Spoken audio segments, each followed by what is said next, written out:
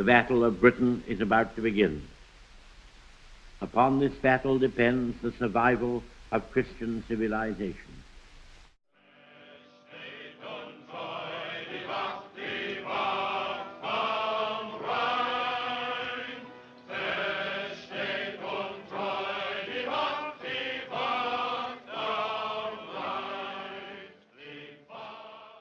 Now, the EU has moved closer to creating its own military force. Euro MPs have voted to create armed defences which are separate from NATO, and it is expected to be operational in less than a year. With the details, here's Polly Boyko. This resolution has passed relatively quietly, but it marks a really significant moment, actually. The European Parliament has agreed to form what it's calling a European Defence Union, what many others would simply call an EU army. I've been wondering why David Cameron's been slashing our armed forces, won't commit to 2%, is happy for us not to be able to defend our islands. I think Mr Juncker's given us the answer. We're going to do it at an EU level. We're going to have a European army. It was a dangerous fantasy to even talk about an EU army. I hope every Liberal Democrat voter has heard Mr Verhofstadt today, the leader of the European Liberals, crying out for militarisation at an EU level. Of course, the truth is, it's already happening. We already have a European Defence Agency. We already have EU battle groups on active service all over the world. We already have an EU Navy. This is a European warship conducting security operations in this area. If you observe any suspicious or illegal activity or require assistance, call on channel 16 out there.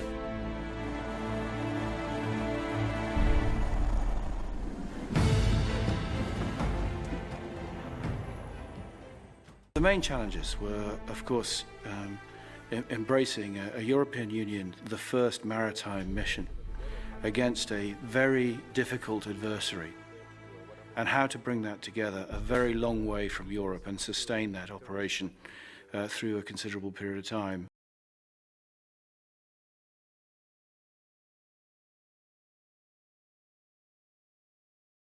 If Europe is to reap the full benefit of its common defence and security policy, it's also necessary that Europeans invest sufficiently in robust military capabilities.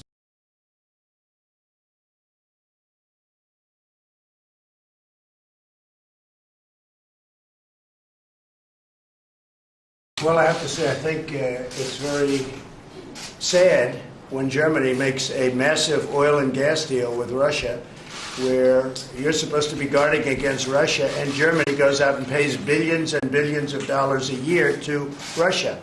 So we're protecting Germany, we're protecting France, we're protecting all of these countries, and then numerous of the countries go out and make a pipeline deal with Russia, where they're paying billions of dollars into the coffers of Russia. And for the first time, NATO invoked our collective defence clause, Article 5. One for all and all for one. Hundreds of thousands of European and Canadian soldiers have served shoulder to shoulder with US troops in Afghanistan for over a decade. We remember and mourn those nearly 3,000 innocent people who were brutally murdered by terrorists on September 11th, 2001. Our NATO allies responded swiftly and decisively, invoking for the first time in its history the Article 5 collective defense commitments.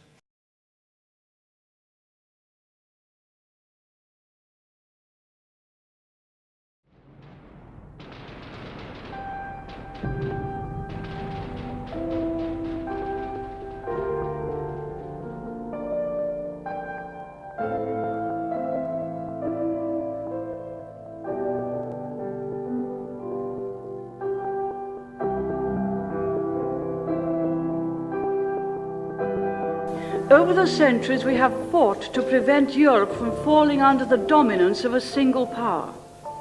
We have fought and we have died for her freedom.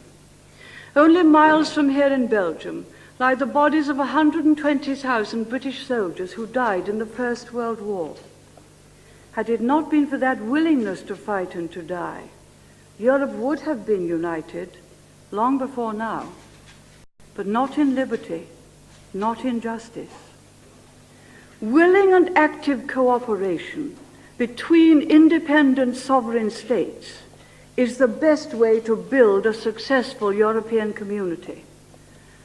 To try to suppress nationhood and concentrate power at the center of a European conglomerate would be highly damaging. We have not successfully rolled back the frontiers of the state in Britain, only to see them reimposed at a European level, with a European superstate exercising a new dominance from Brussels.